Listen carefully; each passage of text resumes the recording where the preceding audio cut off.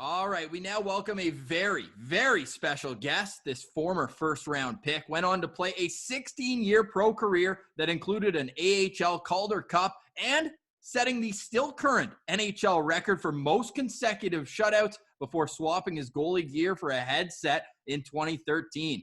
New to that side of the game, he worked his way from studio analyst on Flyers regional broadcast to in-game color analyst inside the glass on NBC. Going forward, you'll find him calling games on ESPN under the U.S. national TV deal. Brian Boucher, welcome to Locked On Senators. How are you doing today? I'm doing great. Thanks for the kind intro. Great to be with you guys. Hey, well, I had to mention first-round pick, but you got beat this weekend. You went 22nd. Your son, Tyler, gets selected 10th overall. So we're not only talking to a great analyst, but a proud dad as well. And we got to see the event on Friday, but there's a whole year leading up to that. What was the experience like in such a strange season? Yeah, it was interesting.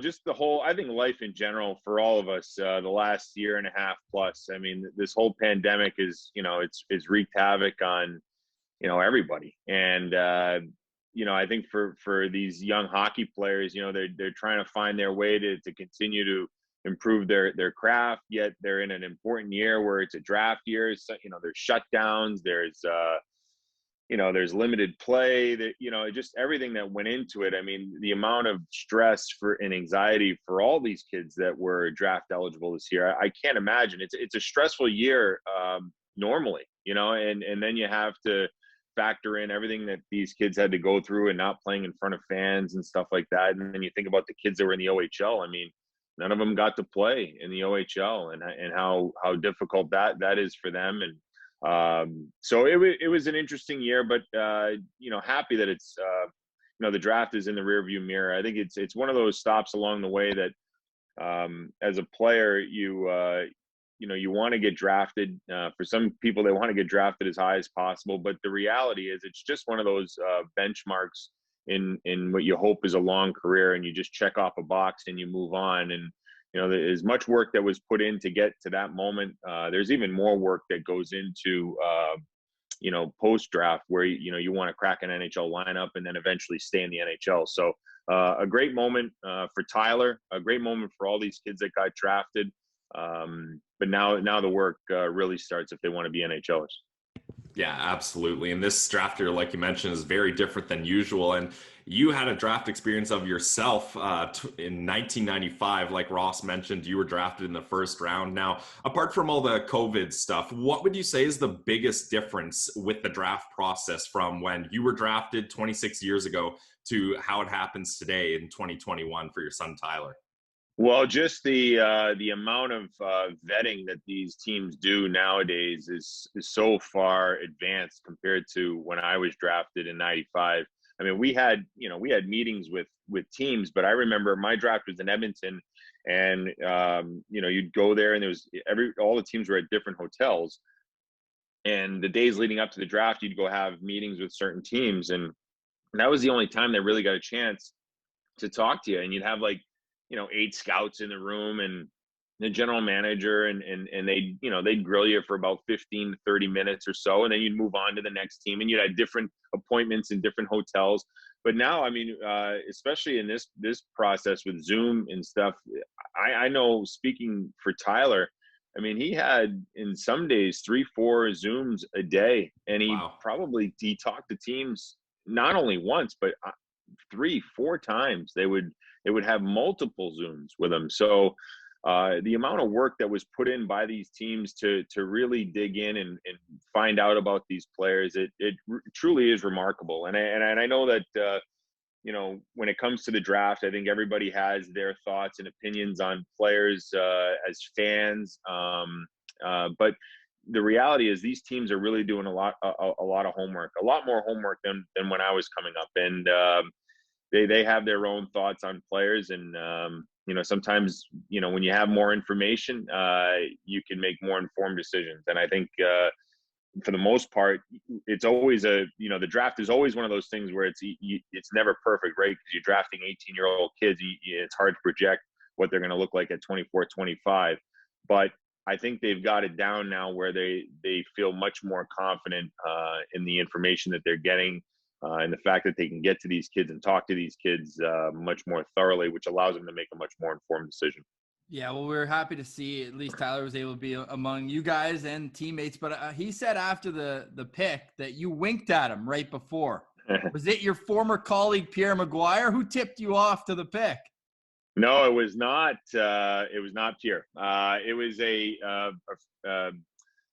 I don't know. I guess I should give him a head. Yeah, Tom Holy, who's the PR guy for the Dallas Stars.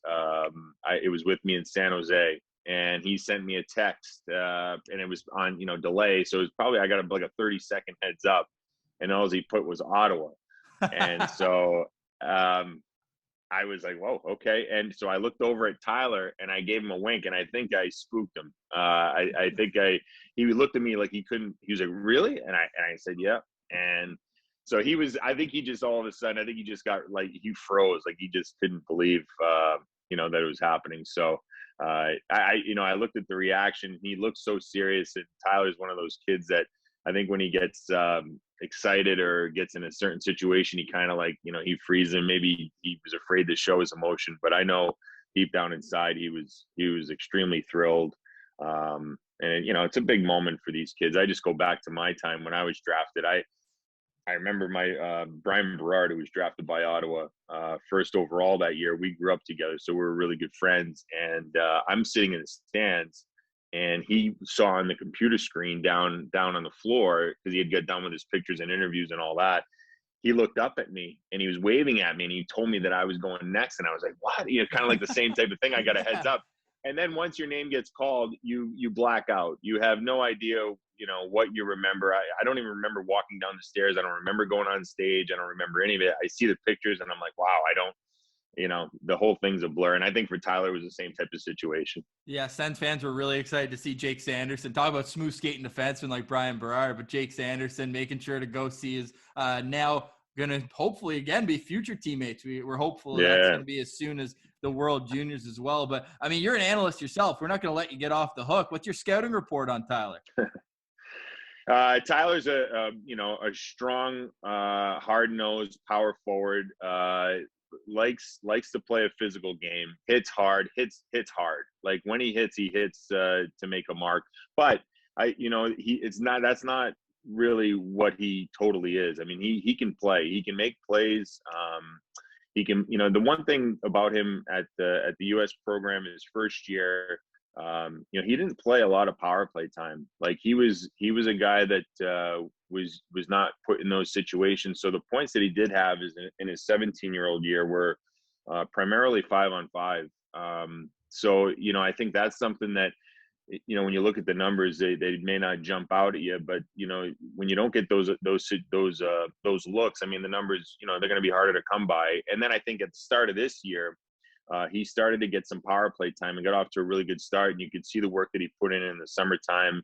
He got stronger, he got faster, and he started to gain some confidence too. Put a lot of work in the off season on his skill set, and it was starting to pay off. He got off to a great start, and then unfortunately the injuries hit. So I think there's upside there when it comes to his skill set. He can make plays, he can skate, but he's known for that physical part of his game. He doesn't shy away from it, but I think there's an underrated offensive part to his game that I think is still yet to be tapped, and that's going to be the goal for him, is to continue to improve at that. And I think by going to college, that's a great thing to do. He can kind of chip away at that and just continue to work on his offensive instincts and his offensive game and round his game out.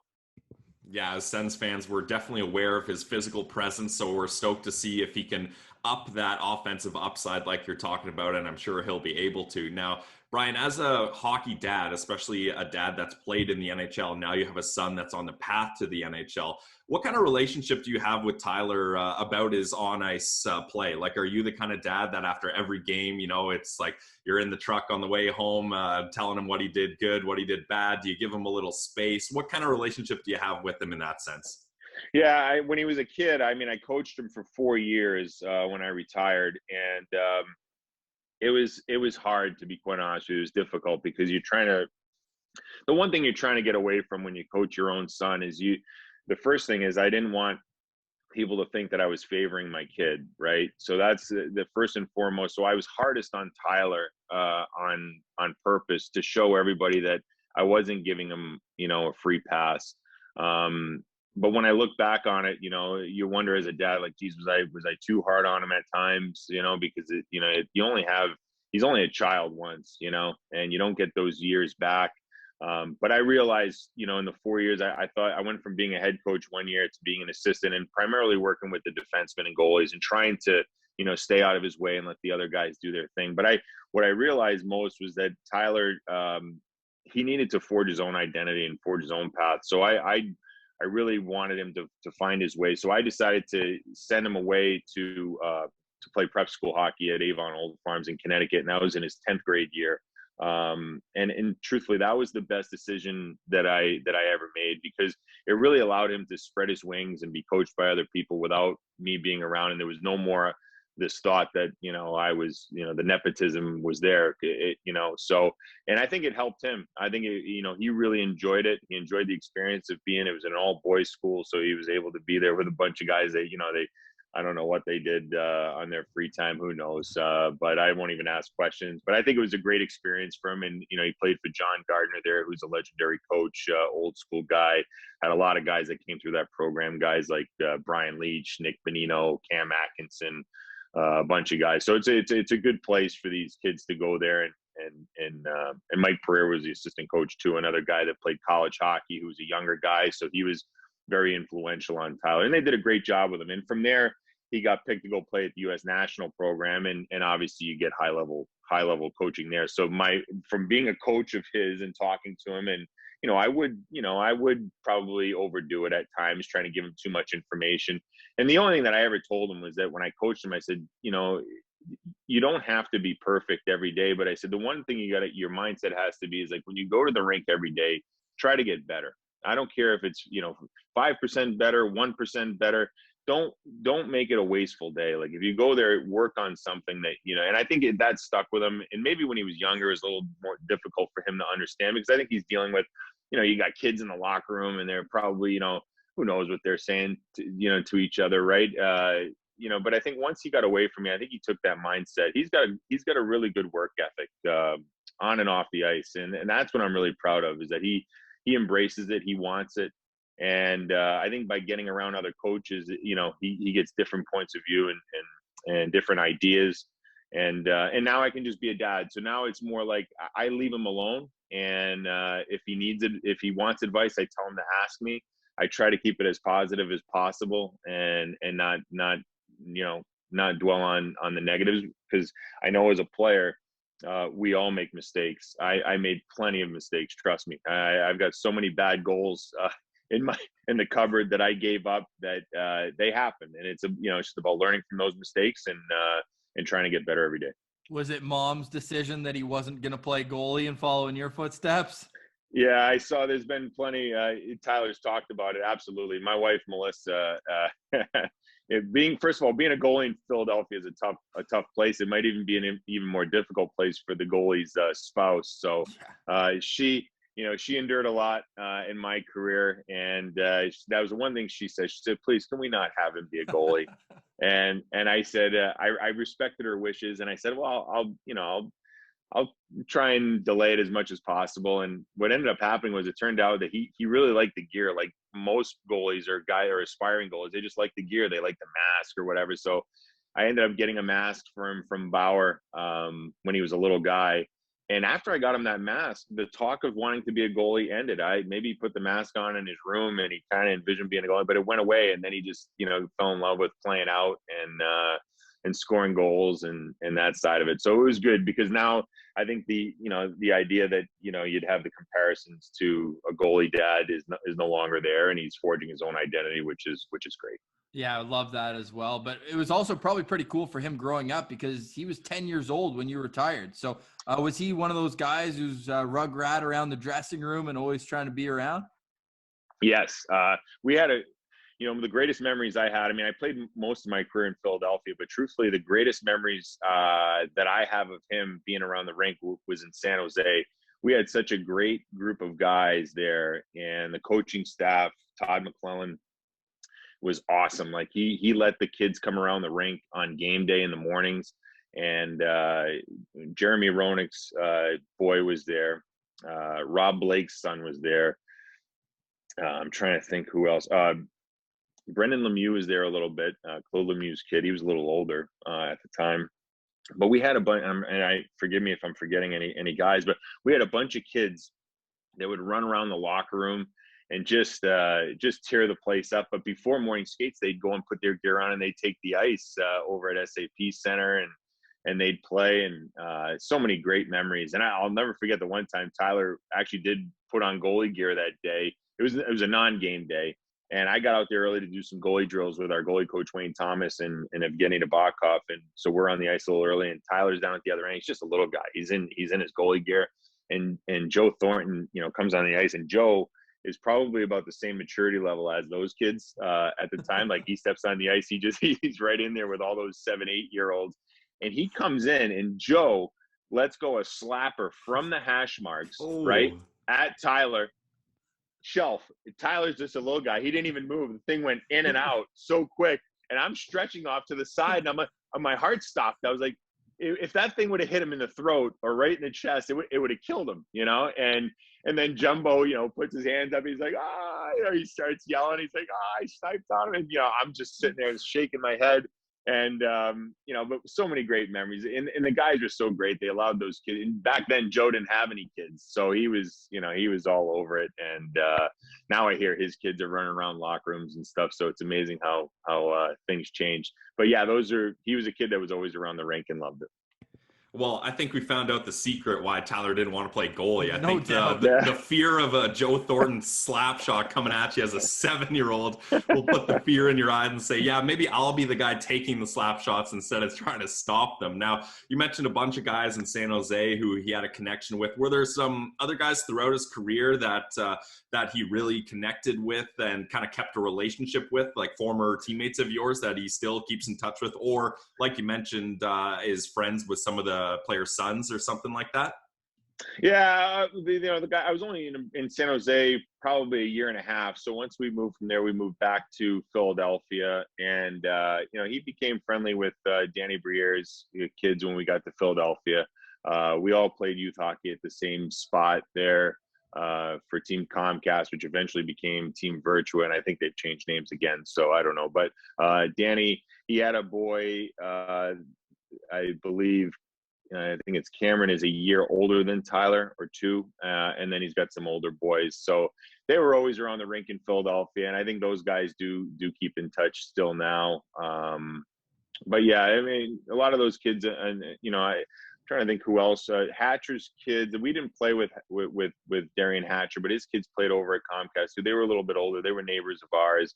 I don't know if they keep in touch, but I mean, there's a fair amount of kids that, were kids of guys that played for the Flyers, that played youth hockey in the area. So he's, I don't know who they keep in touch with these days. These kids with their phones, they're all over it. It's hard to keep tabs on all of them. No question. Well, we know the Sens have made it their mission to acquire all these sons of former NHLers. Do you see any benefit in that, just having kids who've grown up around the game, like Brady Tkachuk, Logan Brown, kind of two examples of that, Christian Wolanin until this past year, all their dads having such long careers? What do you think a kid can learn from growing up in that environment? Well, I think they're around it. They see it. I think back to when I was a kid. My dad played hockey as a kid, but he never played in the NHL, so he didn't know what it took to make it to the NHL. And I think maybe the one thing, the knowledge that you have as a guy that played, is that the kid can see what it takes, understands the off season, understands the sacrifices that need to be made at various times in your life in order to get to that point. And so it's kind of like you get inside knowledge, that can help out. But at the end of the day, it's up to the kid. I mean, you can get the knowledge all you want, but if you don't have the internal drive, the internal want to be an NHL player, it doesn't matter all the information that you have. So all these names that you mentioned, these kids, yeah, they grew up around it. It's inside knowledge. It can definitely be beneficial, but you got to make the most of it. You have to be the one that decides you want to be an NHL player, and your name will only help you so much. At some point, then you're gonna have to do it yourself. And I think that's I think Tyler understands that. You know, he's still young. He's an 18-year-old kid. You know, some days I look at him and he's big and strong, but you know, he's still in my eyes a kid that has a lot of maturing to do. And I think, but he understands and he knows he wants it. And you know, I think there's a benefit too. You think about genetics too. I mean, it can't hurt that, you know, these NHL players, you know, these kids, the bloodlines are there as far as like, you know, athleticism or what have you. I think it can help out in that way.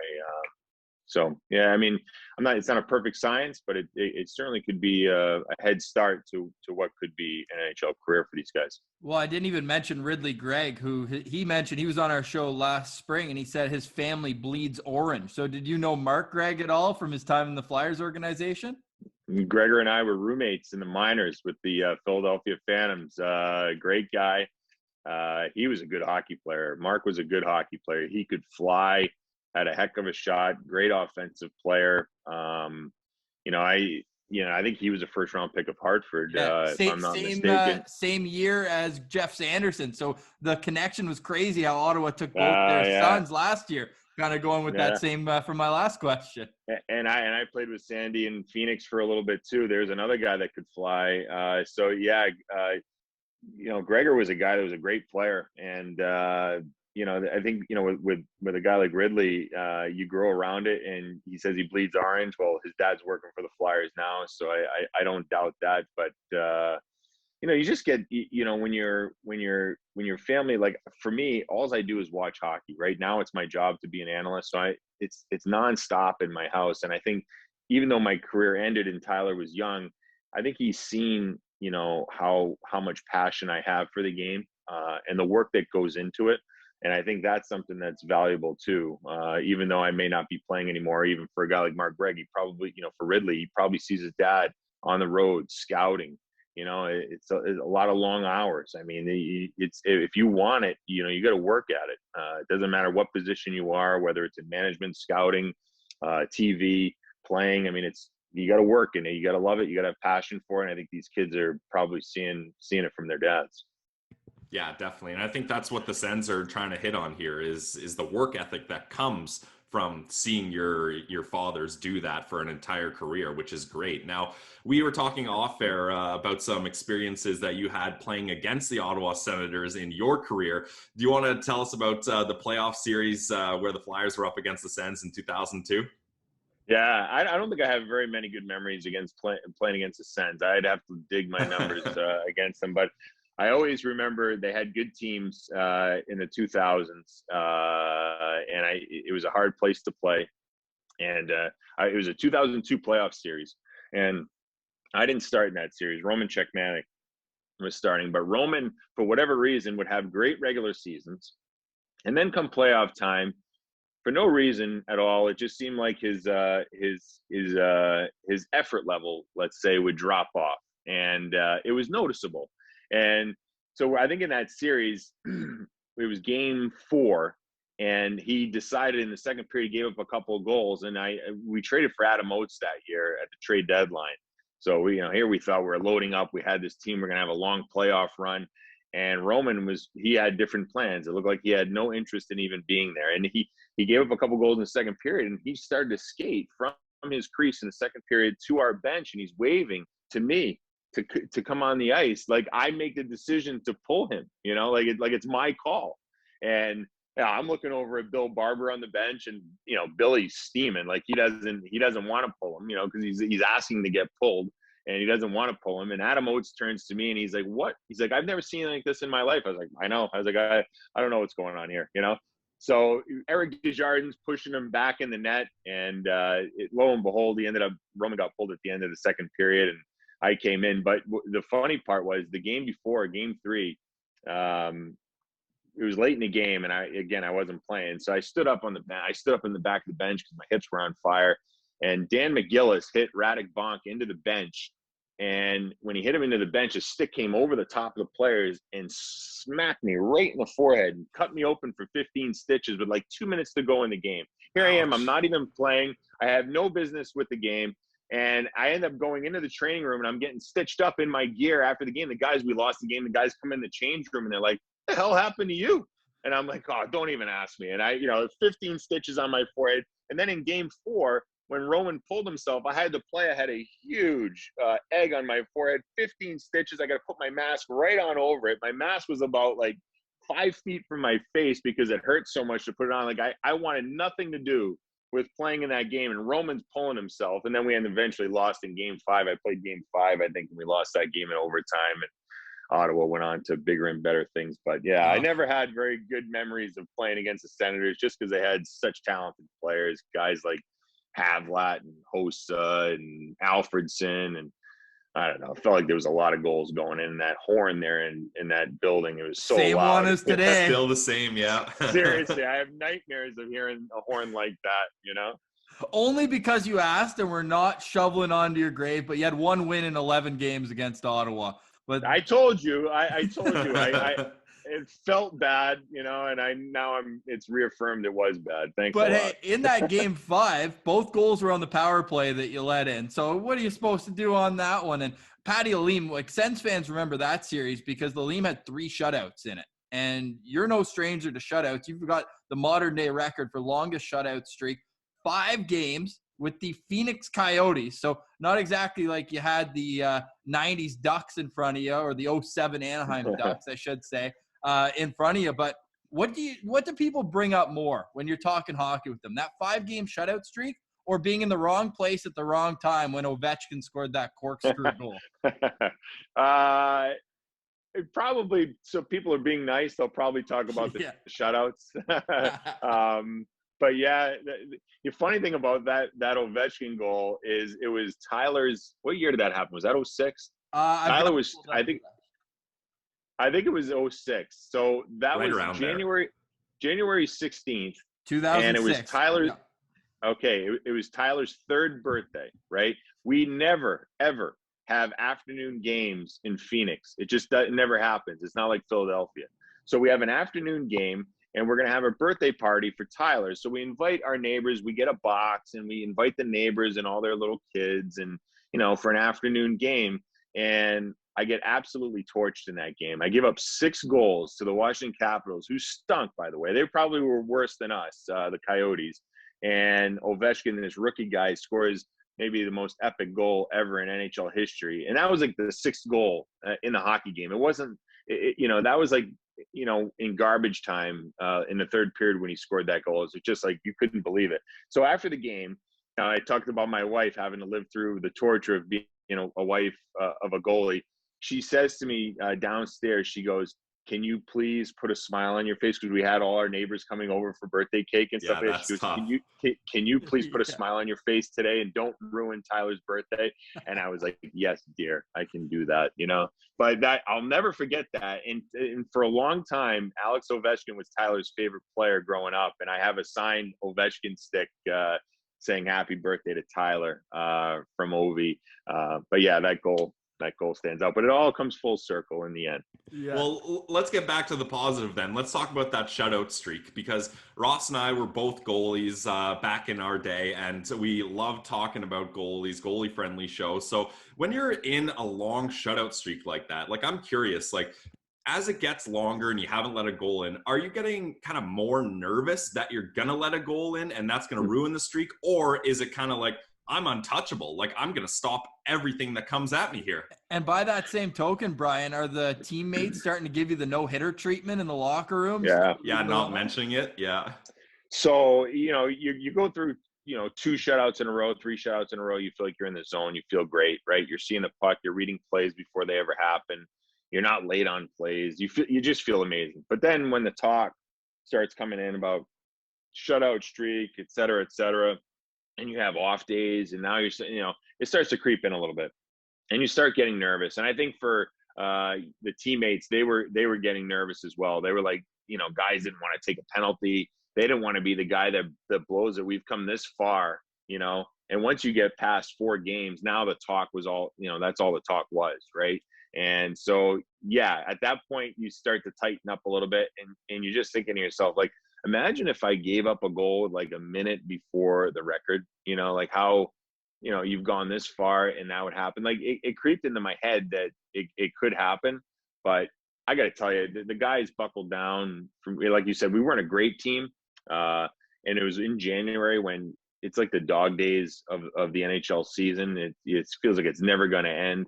And the guys played like playoff hockey in front of me. I mean, blocking shots, disciplined play. I mean, the effort level that it takes in front of a goalie for something like that to happen is remarkable. And I think those guys felt the pressure. And I think once I finally gave up a goal, they were like, thank God he's got the record. Thank God we don't have to do this anymore. It's probably a relief. Yeah. Oh yeah. And then after that, they gave up, 2-on-0s and 3-on-1s. And the numbers came crashing back to earth after that. So it was 332 minutes. Do you remember how long you beat the streak by? Did it come right down to the wire? So it happened early on in the third period in Minnesota. And this was pretty cool because, you're in the United States, you're probably in the most knowledgeable hockey market, in the United States, right? Aside from being in Canada, Minnesota, these people know their hockey, and sold out crowd there. And once it happened, I remember there was probably like a minute or two into the third period. And once I got past the moment, the crowd gave me an ovation during play. That's awesome. Like they started cheering. Yeah, their team was down like 1-0, so they wanted a goal, I think. But they started to cheer for me. Like the whole crowd like erupted once I passed the moment where I broke the record. And then when the next whistle came, my teammates all came onto the ice and celebrated with me, and the crowd gave me a standing ovation, and it was really special. Like, it was pretty cool. I mean, you don't ever get that type of moment on the road, but those fans in Minnesota are so knowledgeable and classy. I mean, for them to do that, I think we eventually won the game 2-0, and to do it there and for them to give me that type of response was awesome. I'll never forget that. Yeah, you beat the record set by Gary Durnan in 1949, and you beat it by about 30 minutes. But Boucher, what's going on? You let the Thrashers end that streak? You kidding me? And it was a 1-1 tie in that Thrashers really? game at home. Yeah, so I gave up a goal. It was Randy Robitaille scored. Good Ottawa boy. Yeah. Oh, good Ottawa boy. All right. Still mad. But he was on to my left at the left circle to my left, and he shot. It was going high blocker, and I was on. I had a read on it, and it ended up hitting my defenseman David Tanabe like right in the chest. And Tanabe tried to get out of the way, and it went off his chest, and then it ended up beating me glove side. And it was like seven minutes and change into the first period, I think, or something like that. And then after that, we ended up playing a 1-1 tie against Atlanta. And so, I still was locked in, but unfortunately gave up that goal. But, it goes off your own player. I had several of those breaks that went my way in the games prior, where the puck hit the post or missed the net. So, I mean, in the end, they all equal out. It's just, something like that to happen. And, you're in a zone, but you need the luck on your side as well. So I need to follow up again, because I'm reading here that you were the third string goalie and that Zach Burke was one of the guys ahead of you, and he's now the goalie coach in Ottawa. So what can you tell us about him? Yeah. So Zach, the year prior, he was in Springfield playing for the minor league team for the Coyotes, and he had a great year down in the minors. He got called up late in the season, and we had a bunch of injuries. I think Sean Burke was injured, and so Zach came in, and I didn't have a great year. So they, towards the end of the year, they're giving guys chances, and Zach played unreal. Came in, he was lights out. I think he played maybe 9 or 10 games to end that season, and was terrific. I mean, he was a big guy. He was a guy that had a lot of talent, to be honest with you. A big butterfly goalie. He's like 6'5". I mean, he took up the whole net, but he just couldn't stay healthy. And yeah, he played great. And then the next year when we started the season, I think he got a one-way contract to start the next season, and they actually put me on waivers, and nobody picked me up, and I was third string goalie, and I didn't even practice with the team for over a month. It was the weirdest situation. Like, I was there, I was making good money, and I thought I was in their plans, and they decided to go with Sean and Zach as their two goalies, and they wouldn't even allow me to practice with the team. So for about a month and a half, I'd practice with the assistant coach, Patty Conacher, and Benoit Allaire, and a couple of guys that would come shoot on me. And then when the team came on the ice, I had to leave. And, I would work, they'd kill me in the weight room and stuff like that. And I didn't know what was going on. And then eventually Zach got hurt in Anaheim. He pulled a groin or something like that. And I got put back in, and then the rest was history. I got a chance to get back in there because Sean got pulled or got hurt, and got on this run. So yeah, it was awfully rewarding, after having a month like that where you're not part of the team, and to be able to go in and do something like that. And I think truthfully, I think that's why the guys played so hard in front of me, was because I think they knew how frustrated I was earlier on in the year, being relegated to that spot, and I think they wanted to play hard for me, which was great. Yeah, that's a tough situation, and you got to always be ready as a goalie. You got to be ready for anything, as you know. Now, final question for me, Brian, and thanks so much for giving us the time today. We really enjoyed it. This is a bit of a funny question that I just thought of. You were drafted by the Philadelphia Flyers, and you returned there 3 or even 4 times. They kept bringing you back, so obviously there was a good relationship there. Now, my question to you is, how do you go about designing your equipment when you've been on a team 4 different times? Like, when you're in Philly for your 4th time, are you like, I still got some Philly gear, orange and black, in my closet here, I'll just wear that? Or are you like, okay, I got to come out with something totally fresh here? What was kind of the thinking there with your mask and your equipment setup? Yeah, I think once I came back the second time, I think I used my old Phantoms, except when I came back, I'm trying to think, the second time I came back, it was on a minor league deal. I'd had shoulder surgery, and I'd been, after the lockout, a couple of different stops, Chicago, Calgary, Columbus, and really lost my confidence and just needed to play. And I called Paul Holmgren, who was a GM, and I just said, Homer, I want to come play for the Phantoms. I want to play in the minors. I just want to get my game back. I don't want an NHL contract. I just want to go somewhere where I can play. So fortunately for him, he said, yeah, we got no prospects. So he said, we can sign you to an AHL deal. And I got a chance to play like 47 games or something like that. And then I signed, and then at the trade deadline, I signed with San Jose for the year and a half. And then I went back to Philly. But when I went back to the Phantoms that time that I'm talking about, I still had my old Phantoms mask sitting in the garage. From when you won the Calder Cup? Yeah. Wait, so like late 90s. That's awesome. Yes. So I dusted it off and put some new padding in it, and I wore that mask when I played back for the Phantoms. And I love that. Nice. And I love that mask. It was simple. It was like one big Phantom. I don't know if you can ever see it in pictures if you Google it. I love that mask. I thought it was a classic mask. It wasn't overcomplicated. I wore that one, and when I played in some preseason games that year with the Flyers, I wore my old Flyers mask for that as well. And not until when I got back again after San Jose did I come up with a new paint scheme, but with the same idea of my old fighter pilots that I had on the side.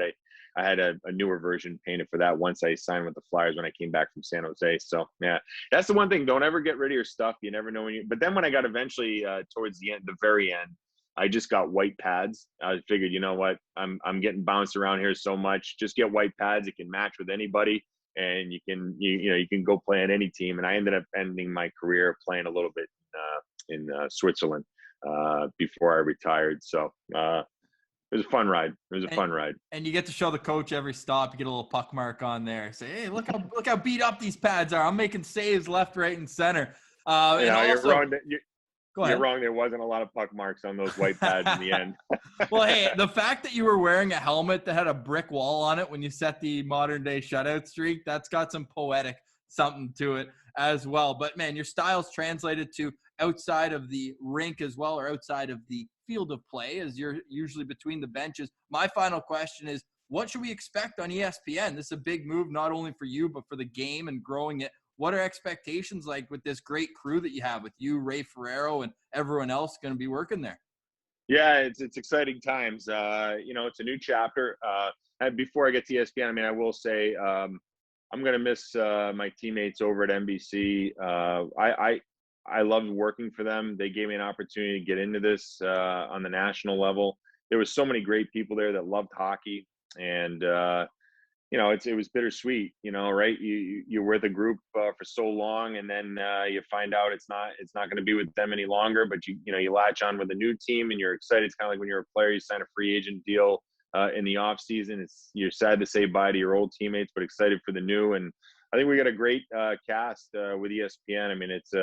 It's a diverse group. We've got some. I think Cassie Campbell is there. Hillary Knight is going to be part of the team. We've had Leah Hextall on our show as Leah, well. She's awesome. Yeah, Leah Hextall is going to be calling games. Kevin Weeks is coming over from NHL Network. Barry Melrose will still be there from the old guard. Love that. From back in the day. And, they got people that love the game too, guys like Steve Levy and John Boucher, who just absolutely love hockey and have always been, pushing for hockey in the United States. And Sean McDonough is going to be calling games as well. He's a guy that, he's got some history with hockey and, grew up in the Boston area, and he's a great play-by-play guy. So it's going to be great. I'm really looking forward to it. And, for me as a kid in the United States, I grew up watching hockey on ESPN, and it's kind of nostalgic for me. And it's a real honor to be with them. I mean, you think about sports in the United States on TV, and you think ESPN. That's how it is. And hopefully we can do a great job, get it out to the people in the United States, and and keep growing this game. And the guys that are going over to TNT, some of those guys were my teammates at NBC, like Eddie Olczyk and Kenny Albert, Keith Jones, and Anson Carter. They're all going to TNT, so they'll be doing a great job over there. I think it'll be great that it's on 2 different outlets, and I'm sure we're going to push one another to be great. Well, your old head coach, talk about the great one, Wayne Gretzky in Phoenix. Yeah. He's going to be there. It'll be fun to see. But okay, a final question, just because you mentioned Kevin Weeks, and we asked this to Jamie McLennan when Noodles came on with us last summer. What's it about being a former goalie that makes people such a great broadcaster in terms of a unique perspective of the game? Yeah, that's a great question. I don't know. I mean, I think, it's not only the times that we're playing, but it's also the times that we're sitting on the bench too. I mean, we're watching the game a lot. We got to wear different hats as goaltenders sometimes. Like when you're playing, you're focused on being in a position that is the most important position on the team, in my opinion. Like there's a lot of pressure that goes into it. You see things happening down at the other end of the ice. You understand, why guys are successful at scoring goals against you. That's one thing. But then 2, you understand how best to defend against, some of the best players. So you're constantly part of like a penalty killing unit, and probably the most important part of it. So I think you have a bit of knowledge on both sides of the puck. Now, I don't know what it's like to score a goal, so I can't really speak to that. I don't know what it's like to lay a body check on somebody because I've never done that. But and then when you're sitting on the bench or you're in the locker room, sometimes you're forced to be a teammate. You're forced to be there for a guy that might be struggling, to lend a hand. So you talk to guys and get different perspectives. And when you're working with guys after practice, you're picking their brains. So you're acquiring all this knowledge in different areas of the game that I think help you afterwards. But at the end of the day, you got to love the game, and you got to love watching the game, love being around the game, like I said earlier. And I think for the most part, a lot of goalies that I talk to, they love the game. And I think that's what probably helps them the most. Well, we love watching every game that you broadcast. Keep up the amazing work, and your son's in good hands. Sends all the sickos up here. We're really excited to have Tyler a part of the organization, and best of luck with ESPN. And hopefully we can do this again down the road, Brian. Really appreciate your time. All right, guys. Great to be with you. Thanks a lot.